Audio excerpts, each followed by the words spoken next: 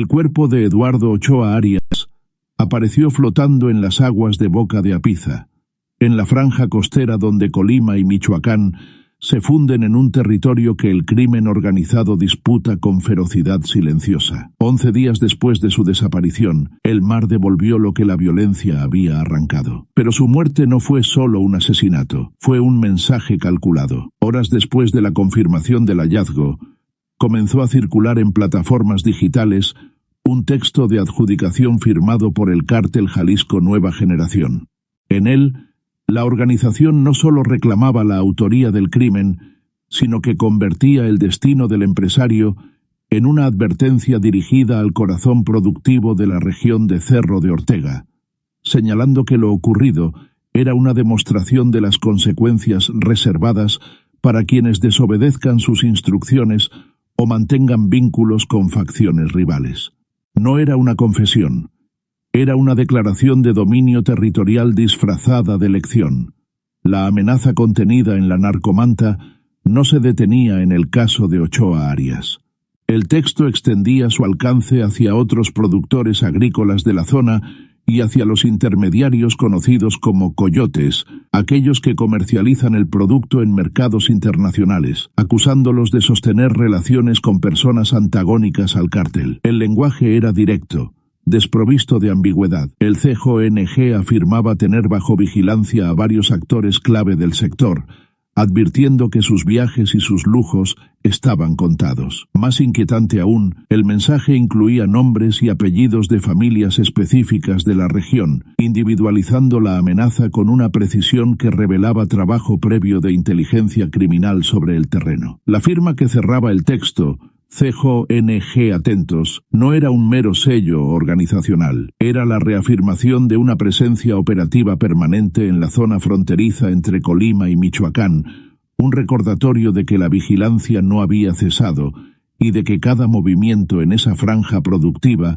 estaba siendo registrado. Eduardo Ochoa Arias, conocido con afecto en su comunidad como Eddie, no era una figura marginal, era un pilar de la economía regional. Como propietario de Ochoa Products, había logrado posicionar la producción y exportación de plátano orgánico en mercados de alto nivel en Estados Unidos y Asia, consolidándose como uno de los agroindustriales más relevantes de Tecomán, una ciudad cuya identidad económica está profundamente ligada al cultivo y la comercialización de esa fruta. Su perfil era el de un empresario productivo, arraigado en su tierra, con vínculos familiares que lo enraizaban en la comunidad. El 13 de marzo fue privado de su libertad. Durante 11 días, su paradero fue una incógnita que consumió a su familia y a todo el sector que dependía de su liderazgo, hasta que el mar entregó su cuerpo sin vida, y la confirmación definitiva llegó en una ceremonia religiosa oficiada por su propio primo, el sacerdote Enrique Ochoa, quien tuvo que enfrentar desde el altar la tarea imposible de despedir a un hombre cuya muerte encarnaba la brutalidad con la que el crimen organizado castiga a quienes considera útiles o prescindibles según su propia lógica de poder. Hasta el momento de la difusión del mensaje, la Fiscalía General del Estado no había reportado detención alguna vinculada con el homicidio de Ochoa Arias,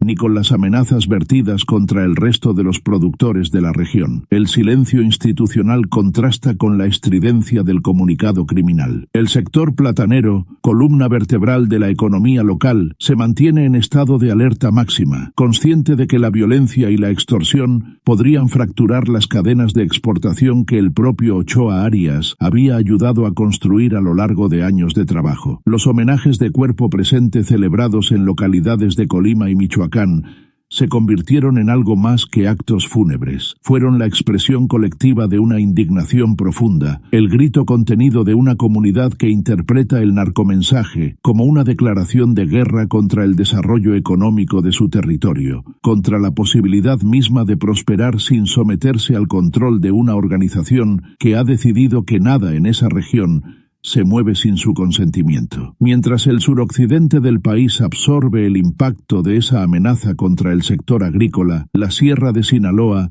registra una escalada que ha llevado la guerra interna del cártel homónimo hacia un umbral tecnológico que redefine las reglas del enfrentamiento. Imágenes difundidas en plataformas digitales documentan el uso de artefactos explosivos lanzados desde el aire sobre posiciones enemigas, una táctica que hasta hace poco era ajena al repertorio bélico de las facciones sinaloenses. Un video que ha circulado con amplitud muestra la destrucción de una camioneta tipo pick-up equipada con blindaje artesanal, presuntamente perteneciente a la facción conocida como Los Músicos, vinculada a Ismael Zambada García, alias El Isidro, durante un enfrentamiento registrado en la demarcación de Concordia, uno de los corredores serranos donde la disputa territorial se libra metro a metro. Según los reportes derivados del material audiovisual, la unidad blindada fue neutralizada por integrantes de la facción de los Calabazas, alineada con la estructura de los Mayos. El método empleado marca un punto de inflexión. Drones equipados con explosivos improvisados fueron dirigidos con precisión calculada sobre el vehículo artillado hasta inhabilitarlo por completo. La detonación, captada en video, no deja margen para la duda sobre la eficacia del artefacto ni sobre la intencionalidad quirúrgica del ataque. Lo que se observa no es un acto improvisado de violencia rural, sino una operación planificada que incorpora tecnología de vigilancia aérea reconvertida en instrumento de guerra. Este tipo de tácticas, hasta hace poco infrecuentes en las disputas internas del cártel de Sinaloa, evidencian una transformación profunda en la estrategia operativa de las células en conflicto. La guerra ya no se libra solo con fusiles y emboscadas en caminos de terracería. Ahora incorpora capacidad aérea ofensiva, por rudimentaria que sea, que permite a una facción atacar a distancia sin exponer a sus elementos en tierra. Los enfrentamientos se han extendido a zonas estratégicas como Badiraguato, donde la presencia de los llamados monstruos, vehículos con blindaje artesanal diseñados para resistir el fuego de armas largas, es constante debido a las condiciones del terreno montañoso. Pero frente a la amenaza desde el aire, ese blindaje pierde su ventaja.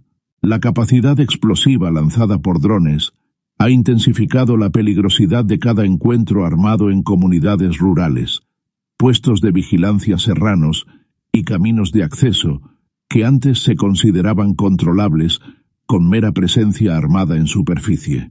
La Sierra de Sinaloa se ha convertido en un laboratorio bélico donde cada facción ensaya nuevas formas de destrucción, y la población civil atrapada entre ambos bandos enfrenta un riesgo que crece con cada innovación táctica. En el centro del país, una operación de inteligencia coordinada entre autoridades federales y la Fiscalía General de Justicia del Estado de México culminó con la captura de Ramiro Ulises N., identificado bajo el alias de Comandante Galindo, señalado como el presunto líder de una célula criminal denominada Operativa Delta, adscrita a la estructura del cártel Jalisco Nueva Generación. La detención se ejecutó en el municipio de Malinalco, tras un proceso de seguimiento que permitió ubicar su paradero con la precisión suficiente para cumplimentar una orden de aprehensión girada por delitos de alto impacto. La caída de Galindo no fue producto del azar ni de un retén fortuito. Fue el resultado de un trabajo sostenido de inteligencia que rastreó sus movimientos hasta cerrar el cerco en una localidad que, por su ubicación geográfica, ofrecía condiciones de refugio que el objetivo consideraba seguras. Según las investigaciones oficiales, el comandante Galindo encabezaba las actividades delictivas del CJNG en el sector oriente del Estado de México, con una zona de operación concentrada en los municipios de San Martín de las Pirámides, Teotihuacán, Temascalapa y Otumba, un corredor que conecta el noreste de la entidad con los límites del estado de Hidalgo. Entre las funciones que se le atribuyen figuran el robo de hidrocarburos, conocido como huachicoleo, la distribución y venta de narcóticos, y el control de rutas logísticas que alimentaban las finanzas de la célula. Pero el expediente contra Galindo no se limita a delitos patrimoniales o de narcotráfico.